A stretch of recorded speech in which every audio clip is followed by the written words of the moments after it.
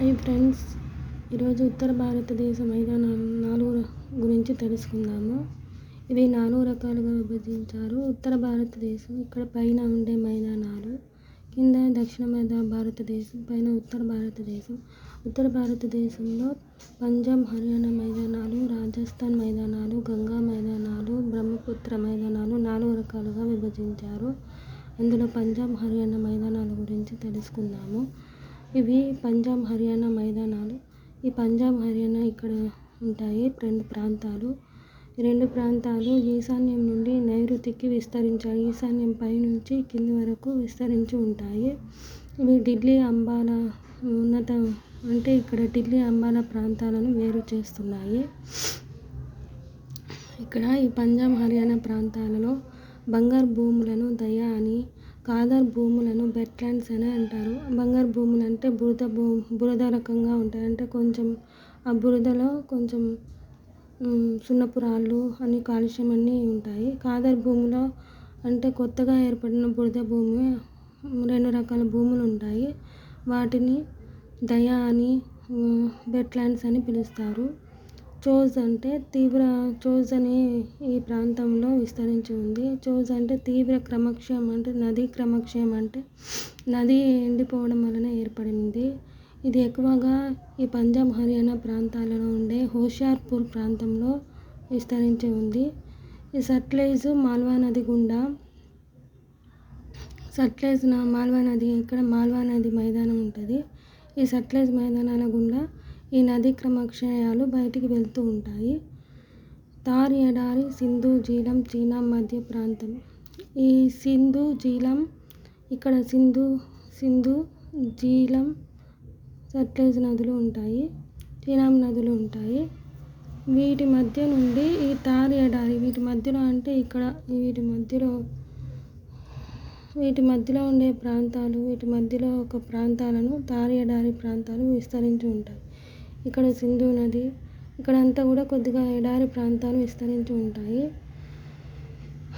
Haryana track, Ghaggar, Yamuna నదుల మధ్య. యమునా నదులు, ఇది గగ్గర్ నది, ఇక్కడ యమునా నది ఉంటుంది. ఈ మధ్య ప్రాంతాలను హర్యానా ట్రాక్ట్ అని కూడా పిలుస్తారు. గగ్గర్, యమునా నదుల మధ్య ప్రాంతంలో, ఈ గగ్గర్, యమునా నది ప్రాంతంలో ఒకప్పుడు సరస్వతి నది విస్తరించి ఉందని చెప్తారు. ఇక్కడ ఉండే ఈ నదుల మధ్య ప్రాంతాన్ని సింధు సాగర్ అంతర్వేది అని, చాజ్ అంతర్వేది అని, రత్నా అంతర్వేది అని, బార్ అంతర్వేది అని పిలుస్తారు. ఇంకా ఈ 5 నదులను అంటే జీలం, చీనాబ్, రావి, సట్లెజ్, ఈ 5 నదులను పంచనదులను కూడా పిలుస్తారు. పంజాబ్, సింధు, సట్లెజ్, ఇంకా బియాస్, 5 నదులు. ఇవి 5 నదులు కాకుండా ఇంకా సరస్వతి నది, అప్పుడు కాలంలో చాలా పురాతన కాలమైన సరస్వతి నది ఉండేది. 2 నదుల మధ్య అంటే ఇక్కడ ఈ నది మధ్యలో ఉండే ప్రాంతాన్ని అంతర్వేది అంటారు. 2 నదుల మధ్య ప్రాంతాన్ని అంతర్వేది అని పిలుస్తారు. ఇంకా ఈ పంజాబ్, హర్యానా మైదానాల గురించి ఇది ఎంత సంక్షిప్తంగా వివరించాను. ఇంకా రెండవది రాజస్థాన్ మైదానాలు. ఈ రాజస్థాన్ మైదానాలు ఇక్కడ ఉంటాయండి.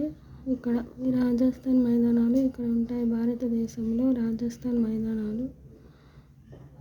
ఈ రాజస్థాన్ మైదానాలకు తూర్పున అరావళి పర్వతాలు ఉంటాయి. ఇంకా ఉత్తరంలో గగ్గర్ శుష్క ప్రాంతాలు ఉంటాయి. గగ్గర్ అంటే గగ్గర్ నది ఎండిపోతుంటాయి కదా, ఆ నదుల ప్రాంతాలు ఉంటాయి. ఇంకా దక్షిణంలో రన్ ఆఫ్, అంటే గుజరాత్లోని రన్ ఆఫ్ కచ్ ప్రాంతం ఉంటుంది. మధ్యలో 1,75,000 వరకు విస్తరించి ఉంది ఈ రాజస్థాన్ ప్రాంతం అనేది. ఇందులో అనేక సముద్రం నుంచి తిరోగమనం చెందడం, అంటే సముద్రం నుంచి ఇలా నీరు తిరోగమించడం వలన ఇక్కడ అనేక ఉప్పునీటి ప్రాంతాలు, ఉప్పునీటి సరస్సులు ఎక్కువగా ఉంటాయి. అందులో సాంబారు, దిద్వానా, లుక్రాన్ సరస్సు, పాంచ్పత్ర, ఈ 4 సరస్సులు ముఖ్యంగా ఉన్నాయి. ఇంకా ఈ రాజస్థాన్లో ముఖ్యంగా సరస్వతి, దృశ్యవతి మైదానాలు ముఖ్యమైనవి. ఈశాన్యంలో నైరుతి నుంచి ఇవి ఇక్కడ ఈశాన్యం నుంచి ఈ నైరుతి వరకు వాలు కలిగి ఉంటాయి అన్నమాట. అంటే కిందికి వాలును కలిగి ఉంటాయి. ఈ రాజస్థాన్లో పుట్టగొడుగు శిలలు, కోణీయ శిలలు అంటాయి. అంటే పుట్టగొడుగు అంటే ఇలా ఉంటాయండి. ఇలా పుట్టగొడుగు ఆకారంలో ఇలా ఉంటాయి శిలలు. ఇంకా కోణీయ శిలలు ఇలా ఉంటాయి, పొడవుగా సన్నగా ఉంటాయి. ఇంకా అనేక మైదానాలు ఉన్నాయి. రోహి, బాగర్, మరుస్థలి, సర్, డ్రెయిన్, తాలి, దంగ్స్ అని చాలా ఉన్నాయి. ఈ రోహి అనేవి అరావలిలో పర్వతాలు ఉంటాయి కదా. ఈ అరావలి పర్వతాలు అనేక చిన్న నదులు ప్రవహిస్తూ ఉంటాయి కదా. అందులో పక్కన ఉండే కొన్ని చిన్న చిన్న మైదానాలు ఉంటాయి. వాటినే రోహి మైదానాలు అంటారు. ఈ బాగర్ అనేవి ఈ రోహి మైదానాల పక్కన ఉండే అర్ధశుష్క ఉష్ణమండల గడ్డి భూములు అన్నమాట. ఇక్కడ అసలు నీరు అనేది నదులు అనేవి ప్రవహించవు. ఇంకా మరుస్థలి అనేది సంపూర్ణ ఎడారి. ఇక్కడ అసలు నదులు అనేవి ఏమీ ఉండవు. అంటే ఈ మరుస్థలి అనేది బాగర్ పక్కనే ఉంటుంది. సర్ అనేది బాగర్లోని ప్రయా సరస్సులు. అంటే సరస్సులు, చిన్న చిన్న సరస్సులు ఏర్పడతాయి. చిన్న చిన్న అక్కడక్కడ గుంతల్లాగా ఉంటాయండి సర్ అనేవి. డెయిన్ ఇసుక దిన్నెలు అంటే కొంచెం ఇలా ఉంటాయండి, చిన్న చిన్నగా ఉంటాయి. అంటే ఇవి గాలి వల్ల ఏర్పడతాయి, పవనాల వల్ల. ఆ పవనాల దాడికి ఇసుక వస్తుంది కదా. ఆ ఇసుక వచ్చి ఇలా ఎత్తుగా పేరుకొని ఉండడం వల్ల ఈ దిన్నెలు ఏర్పడతాయి. దాలి అంటే ఇసుక మైదానాలు. కొన్ని రోజుల తర్వాత ఈ ఇసుక దిన్నెలన్నీ పరుచుకుపోవడం వలన ఈ ఇసుక మైదానాలు ఏర్పడతాయి. రాజస్థాన్లో దండ్స్ అంటే రాజస్థాన్లోని ఉప్పునీటి సరస్సులు. ఈ ఉప్పునీటి చిన్న చిన్న గుంతలనే దడ్స్ అని కూడా అంటారండి. అంతే అండి ఫ్రెండ్స్. Thank you.